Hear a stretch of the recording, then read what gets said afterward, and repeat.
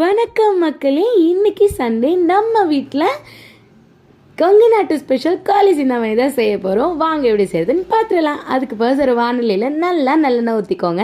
நிறையவே சின்ன வெங்காயம், கொஞ்சம் கருவேப்பிலை, கொஞ்சம் காஞ்ச மிளகாய் போட்டுட்டு அதுலேயே கொஞ்சம் இஞ்சி பூண்டு விழுது, கொஞ்சம் மஞ்சள் தூள், கொஞ்சமாக காஷ்மீரி மிளகாத்தூள், கொஞ்சம் கொத்தமல்லி தூள் போட்டுட்டு நல்லா வதக்கி விட்டுக்கோங்க.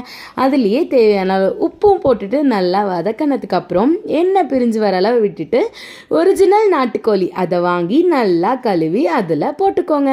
அதை போட்டதுக்கப்புறம் நல்லா ஒரு 4 பெரட்டி அது நல்லா சுருண்டு வர அளவு விட்டுட்டு தேவையான அளவு தண்ணி ஊற்றி நல்லா வேக விட்டு நல்லா கொதிக்க இருக்க குழம்ப நல்லா சுட சுட சாப்பாட்டில் ஊற்றி சர்வ் பண்ணிங்கன்னா சொல்கிறப்பே இப்படியே மவுத் வாட்டரிங்காக இருக்கா. கண்டிப்பாக இந்த டிஷ்ஷை மிஸ் பண்ணிடாதீங்க, ட்ரை பண்ணி பாருங்கள். அடுத்து என்ன டிஷ் செய்யலாம் அப்படின்னு சொல்லி கீழே கமெண்ட் பண்ணுங்கள்.